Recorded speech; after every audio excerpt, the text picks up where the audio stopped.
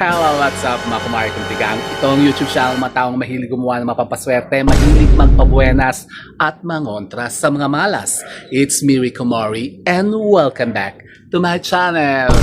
Mabuhay! For today's video po, mga kumari kong tigang, eto, tayo po muna hindi mag-share ngayon o magbibigay ng iba't ibang mga pampaswerte o gabay o yung mga ritualan na mga kumari kong tigang. Kasi ngayon po, meron tayong pag-uusapan na isang napaka-interesting na usapin at trending po ito ngayon.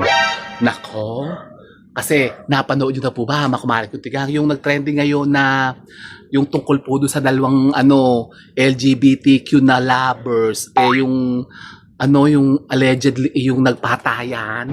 Alam niyo ba yon? Napanood niyo ba yon? Yung dalawang bakla na magjowa na yung lover niya ay binaril. Nako po, Mario Jose, nakakaawa naman si bakla. At ang pumatay ay yung mismong kanyang jowa. Kasi yan ang topic natin ngayon, ha, mga kumari ko tiga, kasi pag-uusapan natin yung sinasabing yan, yung negative na energy ng sinasabing daladala po ng crime of passion. Talaga ba? Meron palang negative energy yan? Meron, ha, mga kumari ko tigang. Kasi yan po, ang pinagmumulan po niyan ay selos. Nako, edi usaping relasyon na naman. Huwag mo kumatere-tere naman. Hindi po, iba po ito. Kasi alam niyo po ba, mga kumari kong tigang, na sa paniniwala ng ating matatandang maninuno, kasi ito pong si Kulot, yung kulot na jowa niya, kulot na bakla, si baklang kulot, allegedly daw po, hindi pa po daw nahuli, at large pa daw. So parang marites na marites ang datingan natin. Pulang-pula pa yung labi Dahil kasi yan po kasi yung topic natin ngayon, kasi meron po kasi isa sa ating mga follower po nagtatanong tungkol nga po doon sa crime of passion na yan. Kasi siya parang meron daw po na experience na ganyan na allegedly itong si madam na nag-reach out po sa atin, may ganyan din pong kaso. Katulad din po, nabanggit ko lang po itong nangyari doon sa dalawang LGBTQ na lovers na yun nga, nagtegean, tinege niya yung lover niya. Kasi ito pong nag-reach out sa atin, isa nating follower, ganyan din po ang kaso. Ito naman po, nangyari naman po dun sa tsahin niya. Parang nagpapagawa po ng ritualan sa atin kung ano ba daw po yung mainam na gawin para daw po yung suspect o yung gumawa po ng krimen tumuga na. Parang hindi kasi nahuli kasi ganoon din ang nangyari. Parang yan yung dalawang bakla na nagtegean, tinege niya yung lover niya, di ba, binaril. Nakita niyo ba yun? Martes ang babi ko Ako pa seryoso. So, yan po kasi ang topic natin ngayon, yung tinatawag na negativities ng crime of passion. Pabulong-bulong pa Opo, ha, makumari ko tigang. At yun na nga kasi, ngayon naman, sino ba yung hayop na yun? Legit kayo ang iingay nyo Kaya lang ako nag-live dito sa garden. Mga kapitbahay ang iingay. Yun, pumasok sa gate nila. So, yun na nga po, hama kumari ko diyan. Kasi ang topic nga natin ngayon, tungkol nga dyan sa sinasabing crime of passion. Yan, yung sinasabing, kasi yan po ang inuugatan po niyan kung inggit at selos. Inggit at selos yan, hama kumari kong tigang. Kasi kapag halimbawa ang mga jowa nyo ay nainggit sa inyo at nagselos, kasi yung nangyari doon sa dalawang bakla, ay di ba sabi daw nabasa ko lang naman, ha, allegedly ay nangaliwa daw ata yung isa, tapos itong isa ay nagselos, tapos siyempre masaya, may inggit yun, ay di anong naisip dahil sa inggit, dahil sa selos, di yun nga, nakaisip na tegeen yung kanyang partner. Di ba? May mga ganyan kasi, ha, makumari ko din nga kasi, sa dami-dami po ng mga may message po sa atin, naghihingi ng mga ritualan, at humihingi sa atin ng gabay, kung ano daw po maiinam na gamitin pang lukmay, pampabalik ng mga asawa at mga jowa nyo. Mario Joseph, mga langaw pa eto. Kasi ngayon nga po pag-uusapan nga natin sinasabing yung crime of passion na yan. At yun na nga yung isa nating follower po dito na nag-message po sa atin tungkol po sa tsahin niya na tinege nung lover niya. At ngayon daw po ay at large. At large pa rin po yung tumege dun sa tsahin niya. Ano yung tege? Tumege, yung tumikbak. Tinikbak. Oh. Ang ibig po kasi ng tege, tinego-ers. Tinikbak. Yun. O, yun nga, chinuge. Chinuge na. Baka hindi nyo pa rin alam yun. Basta yun na nga, tinege, chinukbak yun. Chinukbak, tinege, ang tawag doon. Pwede ba sabihin nyo dito? So yun po ang ibig sabihin nun, hamak mari ko tika, tinego-ers. At yun nga po sinasabi nga niya na tumego-ers nga doon sa tsahin niya ay at large pa raw. So ano ba daw po ang mainam na paraan para daw po yung yun nga, yung allegedly yung suspect tumuga na, yung magpakita na para bumalik na. Nako, meron naman po tayong pwedeng gawin, ha, makumari kung tigang. Meron tayong pwedeng gawin mga ritualan na pwede natin gawin dyan para yung mga kanyang mga kaso mas-solve. Talaga paano? Yun na nga. Kung halimbawa kapoy merong mga ganyan na mga pinoproblema tungkol sa mga ganyang mga crime of passion at gusto nyong kumbaga ikonsensyahin at balisahin yung mga sinasabing mga tumego-ers na yan sa mga kamag-anak nyo o sa mga kapamilya nyo, yan, PM nyo ako, ha, makamarik kasi tayo gumagawa rin po niyan yung ating pangonsensya at pamarusa ritual. Talaga ba? Meron palang gano'n? Merong gano'n, ha, makumarik kong tigang. Pero halimbawa, ganyan nga ang nangyari. Meron kayong naabatan na ganyang story. Halimbawa, may insidente ganyan na nangyari sa inyo. Di ba kalimitan po, ganito ang ginagawa kasi nung araw, ganito kasi ang ginagawa nila. Pagka ganyan merong pinatay, tapos yung hindi nahuli, nakatakas yung yung pumatay, yung suspect. Di ba ang ginagawa ay kapag nakaburol yung patay, ay yung matatanda ay naglalagay po ng sisew.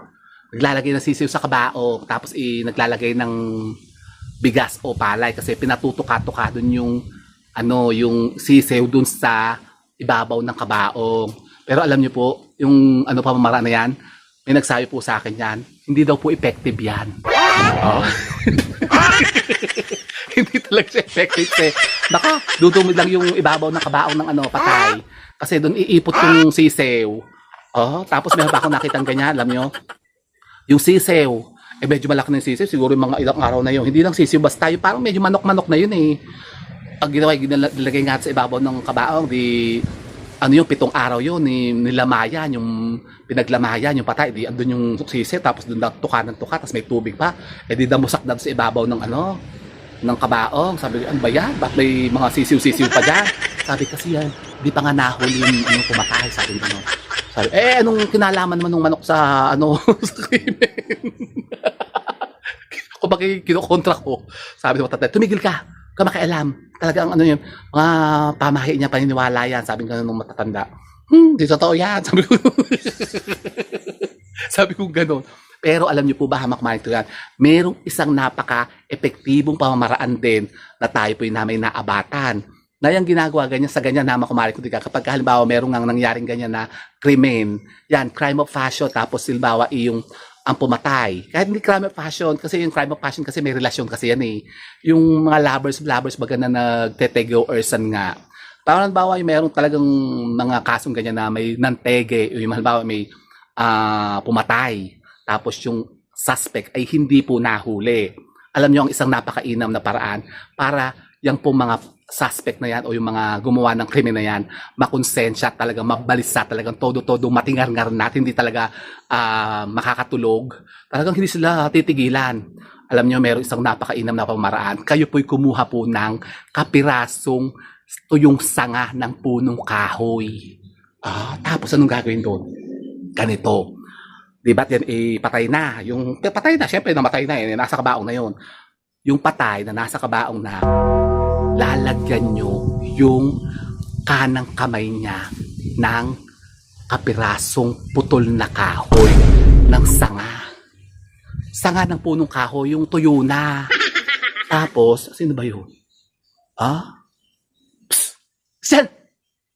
Yung pusa, doon natai sa Leche kayo eh. Diyan pala kayo tumatae sa mga halaman ko eh. Tignan mo to si Diwata o si Diwata Pares Overload. Doon natae. Kasi bagong anak kasi si Diwata. Ayun o, tinan nyo. Doon pala natae sa may mga halaman ko. Kaya pala pag ako nagdidirig, amoy tae. Leche kayo eh. O, ayun pa sila, Rosmar at saka si Valentina. Lumayas ka dyan. Kayo tumae dyan. Tae kayo ng tae dyan. Mga buisit kayo. Ako na malala ako. Nasaan na pa tayo? So yun na nga, ganito ang gagawin po ninyo. Kapag kaganyan nga po na meron nakaburon, siyempre hindi nahuli yung suspect. Kumuha kayo ng kapirasong sanga ng punong kahoy. Tapos ilalagay niyo po sa kanang kamay niya. Ipapahawak niyo yun doon, yung sanga ng kahoy na yun. Pero bago yun, bubulungan niyo po muna yung patay. Bubulong kayo sa patay. Sasabihin niyo sa kanya, dalhin mo ang kahoy na to at isama mo ang kaluluwa ng taong pumatay sa'yo. Huwag mong patatahimikin habang buhay. Bubulong kayo ng ganun. Sabihin niyo, isama mo na sa hukay mo ang tao na pumatay sa'yo. Huwag mong patatahimikin habang buhay. Ganun. Tapos pahawak yung ganyan. Kailangan po hamak mali kong tigang yung kahoy na yun ay mailagay niyo po yun bago ilibing ang patay. Tapos babantayan nyo. Babantayan nyo, siyempre baka andun yung suspect o baka andun yung gumawa, tanggalin niya. Kailangan hindi po yung matanggal. Kailangan na andun po yun. Siyempre, ba't magpupunta doon sa libing yung pumatay? Siya nga pumatay. Hindi, kasi meron iba hamak malik yung ibang krimen. Alam nyo, madalas siyang ginagawa sa mga nambubuyag. Yung mga nang babarang, nang kukulam. Kasi ganyan, alam yan ng mga mangko. Kasi pwede silang maisama doon sa biktima nila. Yan kasi tinuturo ng mga manggagamot, mga albularyo nung araw. Na kapag halimbawa may kinulam halimbawa kinulam tapos namatay. Tapos akala mo sa sakit na matay, yung pala yun gawa nun, connection noon sa pangungulam, pamabarang ng mga mangko. Di, ang mangyayari doon, hahayaan na lang. Di, akala mo wala talagang involved na foul play. Di makakalusot yung nangkulam. Pero alam nyo, merong marunong na mga albularyo na kapag nakita pa lang na ganyan ng patay, sabi niya, kinulam yan. O di alam na ng albularyo, yung manggagamot, na kinulam yung biktima. Sasabihin nung ganito ang gawin, ibubulong lang sa inyo yun. Ganito ang gawin nyo. Bago ilibing ang patay, kumuha kayo ng kapirasong sanga ng punong kahoy, tapos ibulong nyo dun sa kamay, doon sa kahoy na yun, na kung sino man ang gumawa sa kanya, yung karumaldumal na yun, yung krimen, isama mo na sa hukay mo at huwag mo na patatahimikin habang buhay. Halimbawa, yung makukulam ang gumawa nun, kasama siya doon. At hindi niya yung matatanggal, hanggat hindi niya natatanggal doon, matitingar-ngar na rin siya. Kumbaga, makukonsensya na siya, mababalisa siya. Bang nakukonsensya ang mga mangko? Meron din ha. At pag tinamaan sila noon, yung bulong na yun, parang kasing curse yun sumpa na yun isusumpa na kayo. Bawa ikaw, pumatay ka, syempre isusumpa ka ng mga kamag-anak niyan, yung mga pamilya niyan. Sabihin, sana mamatay ka na rin habang buhay. May mga ganon. Totoo yan, hama kumarik ng tigang. Di ang gagawin ng manggagamot, magpapalagay siya dito nung kahoy na yun, bago ilibing ang patay. At kailangan yun, hindi nakikita, nakataob na ganyan. Nakaganyan ng patay. Hindi kailangan makita yon. Yung kahoy na yon, kahit na sino, walang makakita nun dapat. At yun dapat hindi yung tatanggalin hanggang siya ay ilibing sa lupa. Yung tatabunan na siya at makikita nyo kung sino man yung gumawa ng ganun dun sa tao na yun, sa biktima. Yung tao yung kahit saan pa siya pumunta, kahit saan pa, sa Mindanao, sa Cotabato, hindi siya makakatakas. Darna! Diba? Isa yun na makmalig sa napakainam na paraan. Pero kung halimbawa meron nga kayong gustong halimbawa mga ganyan na bigyan ng mga ganyang leksyon o yung pamarusa karma ritual, PM niyo po ako Kumari Kuntigang at tayo merong iba't ibang pwedeng gawin sa kanila na ritualan. Diba? So yan, isa po yan Kumari Kuntigang. Subukan niyo halimbawa kayo pinakabalita ng ganyan na kaso, insidente na merong yung mga ganyan na tinege tapos ang mga suspect o yung mga gumawa ng krimen ay nakatakas at large pa, hindi pa nahuhuli. Ganyan ang gawin po ninyo. Pumunta kayo doon sa buro, tapos sabihan nyo na yung mga kamag-anak, bulungan nyo lang. Ganito ang gawin nyo. Kumuha kayo ng kahoy, tapos ibulong nyo doon sa patay, doon sa kamay ng patay, na lahat yung kaluluwa niya ay isama na niya doon sa hukay. Bago yung ililibing, bago ililibing pa lang yun. Ako, martes na martes ang dating ko eh.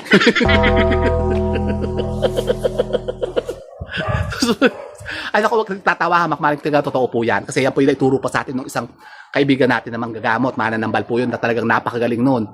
Alam niya kasi, makumaling tigang, kung isang tao ay nakulam. Oo. Alam niyo, hahawakan pa lang niya yung patay na ganyan. Alam na niya kung kinulam yan o hindi. Kung ang naging cause of death niyan, yun nga, yung sa kaliwa, yung gumawa ng ganyan sa kanya. Kinulam o binarang ganyan. O yun nga, binuyag. Yun.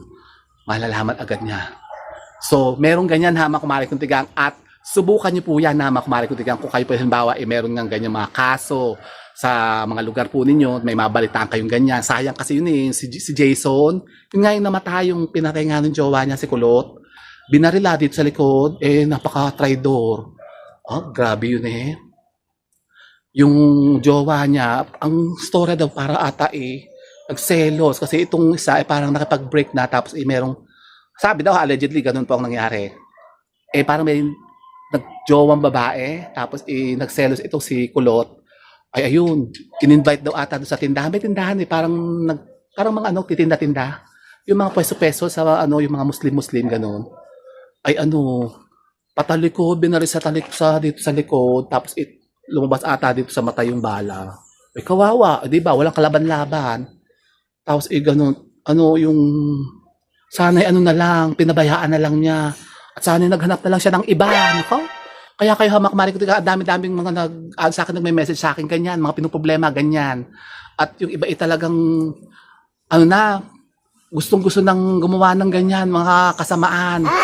Nako, ba't na ibang ilaw natin? Dilim na O siya, sige na. Nag-automatic na to aking dito.